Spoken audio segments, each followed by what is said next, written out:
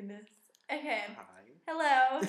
Yes, we do realize that is the day of the final voice showing. So we know we're behind, so we're just going to get right into it and just let you know who made it to the top four.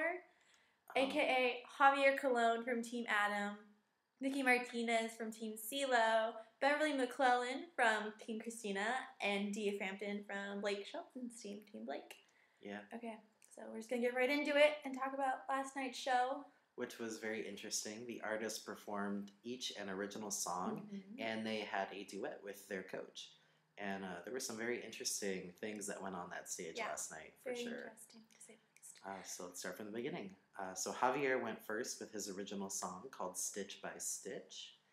And I wasn't personally wowed by it. I mean, it was a good song. It was very Javier. You could tell it was perfectly suited for him. But it wasn't like, wow, this is a great song. So, yeah.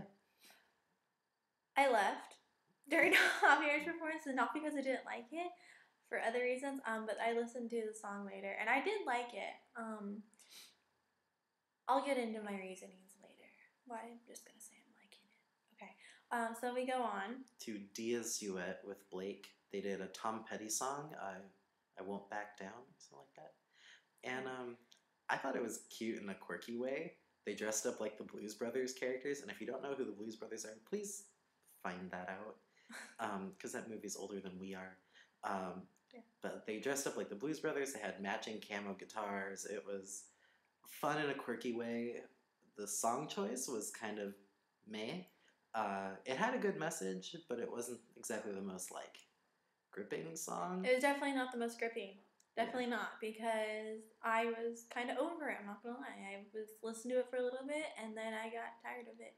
And it didn't seem like the right song for her, personally. It seemed more like it was suited towards Blake, and when listening to it, I heard more of Blake than anything else. It was really hard to hear Dia. I wasn't really a fan.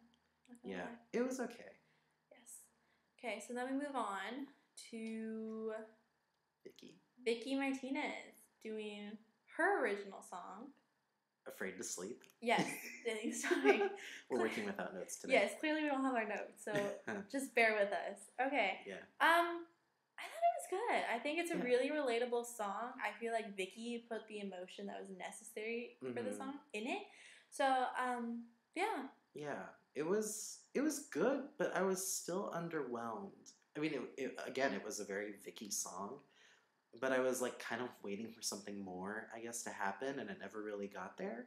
I think after last week's performance, when she did Florence and the Machine, Dog Days Are Open, with such a, good performance, and it was so explosive in every way possible, that to have this song was just little... Yeah, I mean, Vicky's been, I think to this day, she hasn't given a bad performance. Right. I mean, even from the blind audition up until last week, she had given great performance after great performance. Mm-hmm. And then you had this, which was kind of a little bit of a snoozer. Yeah. But she totally makes up for it with her duet, which we'll get to later. Yes. Okay. And then we move on to Beverly's duet with Christina. And they did Christina's song, Beautiful. It was really deep, man. It was deep. They actually had Linda Perry, who wrote the song. Mm-hmm. She was there with them playing. They did it really acoustic. Yeah, it was really stripped down. Kind of ironically, because that was from the album script by Christina. Side note. But it was really stripped back. It was Beverly and Christina and Linda Perry, and then I think the voice band. They were all on guitars, except for Christina. And it was great. I think they couldn't have chosen a better song for Beverly to duet on, and I almost cried during that performance. Yeah, I'm not gonna lie. If I weren't on the iPhone, I would have been crying. Yeah, it was really deep, and I plan on buying that song, even though it doesn't count for a vote. Voting is closed, by the way. Yes, you cannot vote anymore, so we just have to wait to see who is the voice. Yes. All right, but yes, I love that duet. It was probably my favorite. I don't know. It was definitely up there from last night's show. One of my favorites of the night, by far. Yes. Okay. So now we go on to... I believe it was Dia. Yeah, Dia's original song. Dia's original song called Inventing Shadows. It sounded like a B-side from Adele's 21 CD. It so did.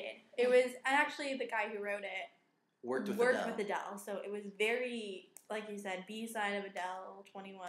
It was like I could imagine Adele singing it. Oh, totally. No problem. For Dia, however,